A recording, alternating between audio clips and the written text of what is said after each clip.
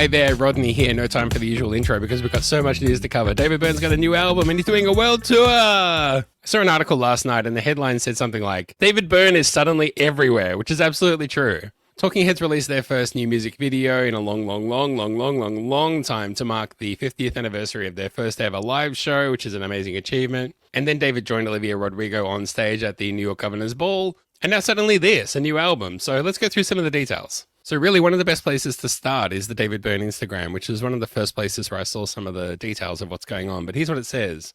David says, I finished up a new album recently called Who is the Sky? It's produced by Kid Harpoon, joined by Ghost Train Orchestra, and on a couple of songs by my friends St. Vincent and Hayley Williams.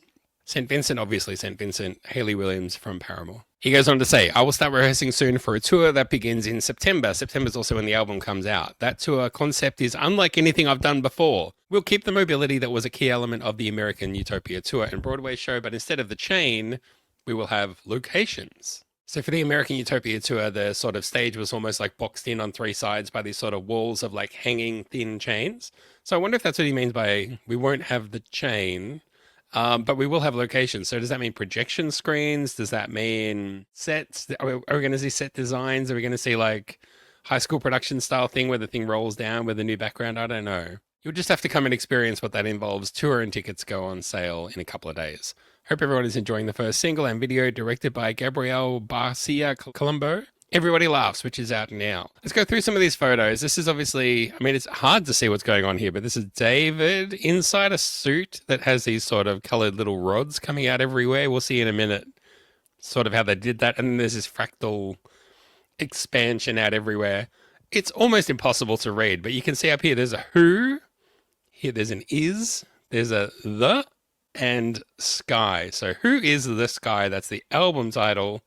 Single is Everybody Laughs. There is a special edition packaging, and I believe this is the only one that has it, that has this sort of lenticular cover. So as you move it, it will change. You can see here this sort of whatever this color vinyl is. This is a limited edition one. I think there's 4,000 of these. Here's some of the tour dates. So lots of dates in the US, starting in Providence, Rhode Island. Lots of shows in New York, DC, Philadelphia, Canada. A couple of shows in Toronto, which is good. Illinois, Seattle, Washington, San Francisco and Los Angeles, California for people in that area. Austin and Dallas for people in that area. Miami, then the stuff that really counts, my neck of the woods. Auckland, Brisbane, Sydney, Melbourne, Adelaide, and Perth. So obviously Melbourne for me is like a no-brainer. I'm going to try and go to that one. This is the first time I've ever really thought like, hey, I don't think I'll be happy if I only go to one show. That won't be satisfying enough. So I'm going to try and slot in at least one other one. We'll see how we go. But it's going to mean traveling and buying another ticket.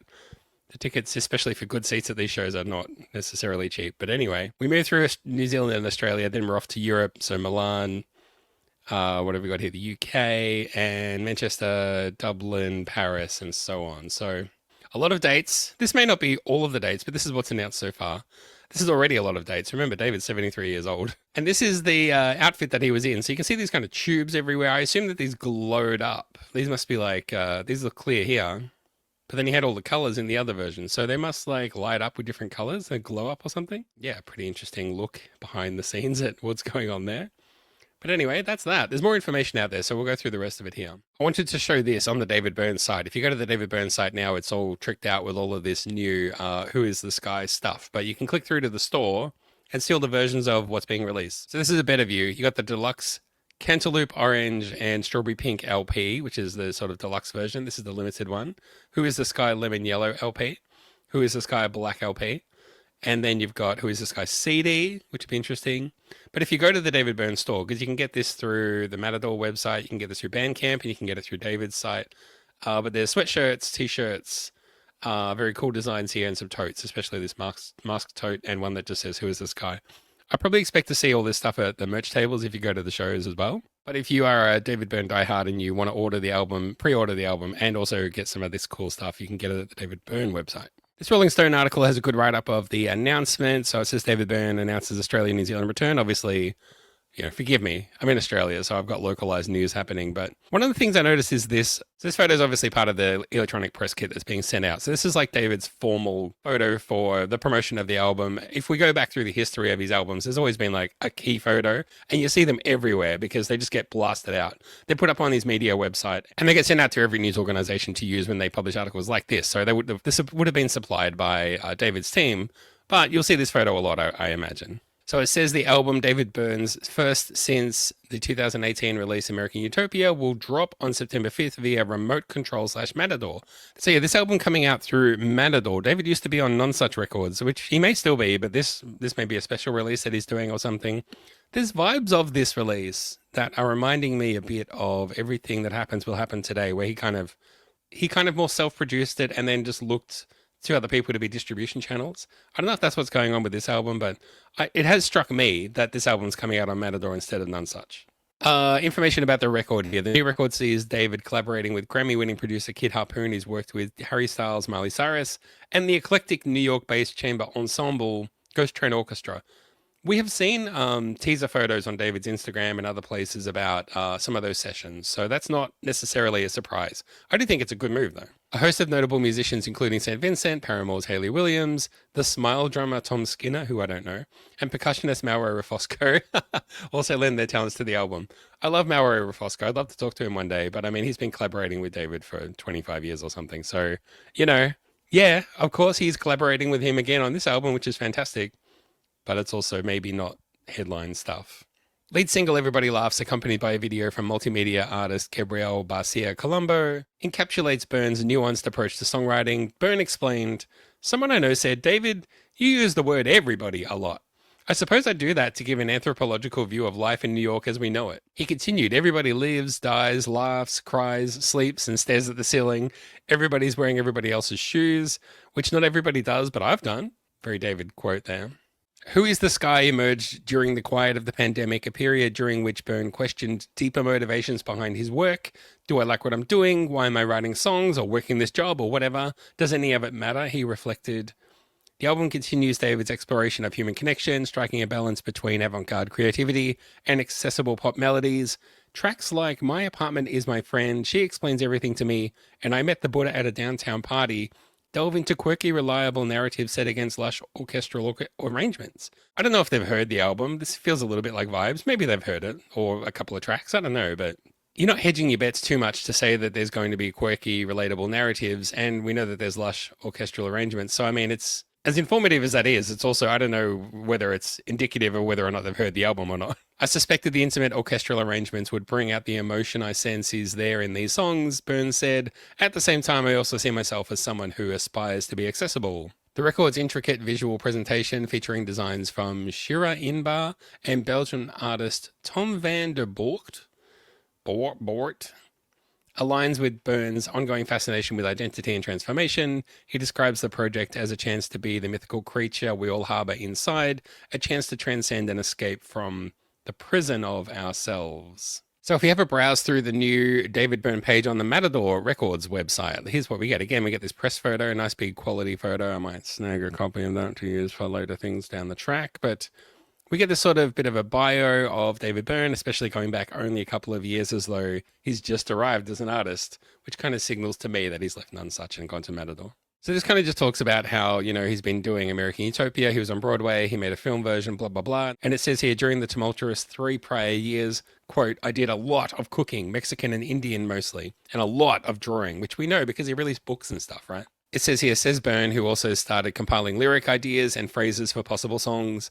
I've found that when the time comes, it's easier to start if there's a little stockpile. And before too long, there was. Very rudimentary songs began to emerge with just me on acoustic guitar, singing over a programmed loop or beat. Again, we have all the ordering options. This is what I wanted to get to. So this is what I wanted to do, is go through all the track lists. We'll read through all the track lists and then we'll look at the runtime for the songs. So here's the track list. Everybody Laughs. So the single, there's a video out for it. We'll talk about that in a minute. Then there's When We Are Singing, My Apartment Is My Friend. That one feels a little bit like Everybody's Coming to My House just from the title. I feel like it'll be like a bit of a weird concept, but with an upbeat and uplifting musical accompaniment. A Door Called No. Okay. What is the reason for it? I imagine it'll be like a listicle, like what's the reason for this? What's the reason for that? I met the Buddha at a downtown party. I get real, I was dancing at a lesbian bar vibes from this one. Don't be like that. The avant-garde, which when songs are usually called that, there's often like a double meaning. And I'm like, what's the double meaning here? It's just called the avant-garde. This one might be the one song on the album that's like the real trip out one. If you think of Look Into the Eyeball, that would be like Broken Things or something like that. Moisturizing Thing. This feels to me like David's become fascinated with something that someone else has, some kind of moisturizing thing, and it's captured his attention for whatever reason, and there's a song about it. Not about it, but, you know, that's the way into it. I'm an outsider. I mean, this is really, this is just really cutting straight to the bone, David Byrne kind of stuff, even just from the song titles. She explains things to me. That would be like a line in verse 2 of a standard song, but for David, it's probably the chorus and even the name of the song. The truth. Oh my gosh. This will be the emotional one. That'll be like the sort of emotional apex of the album, and then DEFCON. That could go anywhere. Who knows what that's going to be? I can't tell whether that's going to be even a song or just some experimental noise or something. Is that going to be an uplifting ending? Is it going to be a gentle ending? Is it going to be a playful ending? I get the feeling, based on the album artwork, based on the way David's talking about this album, based on where it came from, I just get the feeling that this album's going to be an uplifting kind of party one. He's talked about it being a funk album before. I think very often David is very good at delivering the album that we kind of need for the times. It's no secret that the world is a bit of a dire place right now, and I feel like this is, like, David takes it upon himself to deliver a bit of a respite from that and a bit of a perspective change from that. So I'm fully expecting that this will be a mostly uplifting, mostly positive, mostly affirming kind of album, but with tinges of shades of different bits of darkness and shadows and a little bit of creepiness to make the joy sparkle even brighter. But one of the things I wanted to highlight about the track list, and particularly their running time, is the length of the songs. And again, to draw connections to Look Into the Eyeball. So let's have a look at these songs. 3 minutes, 3 minutes, 3 minutes, 2 minutes, 3 minutes, 3 minutes, 3 minutes, 3 minutes, 2 minutes, 3 minutes, 2 minutes, 3 minutes, 1 minute. So the longest song is 3 minutes and 48 seconds. The opening song, Everybody Laughs. Now let's check this out. Look Into the Eyeball. Let's have a look at the running time. 3 minutes, 2 minutes, 2 minutes, 3 minutes, 4 minutes. 2 minutes, 2 minutes. 2 2-minute songs back to back. 4.5 minutes for Neighborhood, a great album song that didn't really get the justice it deserved. 3 minutes, 2 minutes, 3 minutes, 2 minutes. So again, I feel like there's just a Look Into the Eyeball sort of vibe to this one. And sometimes that's indicative of like David wanting to change his direction a little bit, feeling like he has to do something new, feeling like punchy poppy songs that you just blast through and you can get through a lot of them in a live set and all that kind of stuff. So you haven't had a film clip since Who from the St. Vincent collaboration album. So it's been a little while. I especially wanted to get to this part, which feels a little bit like The Muppet Show, where there's just like that big ensemble of all the people, all the different characters. So this is the promise of a David Byrne song and album, is good vibes. So have you pre-ordered your album? Are you going to pre-order the album? Which shows are you going to? Let me know. I'd love to know if people are going to meet up at the shows. I'd love to know if people want to meet me at one of the shows. If you want to stay up to date with everything, you should be following me on Instagram. You can also follow me on Threads. You can also go to the website, which is thismustbetalkingheads.com, and you can jump into the Discord if you want, which is like a big community group chat. And we're going to be posting everything that we can find about all the articles and all of the insights and all of the updates about the tour and the album. It's just really exciting times. I can't wait for September to be here. I can't wait to be holding up that cantaloupe and strawberry colored vinyl and telling you all about it. But that's all for now. Let me know if you're hyped. Put a comment in this video, or send me an email, or send me a DM, or come and join the Discord and have a chat with us. But there's a lot popping off right now. As we say, David Byrne is everywhere. But that's been plenty. So until next time, I've been Rod. Take care of yourself. Bye-bye.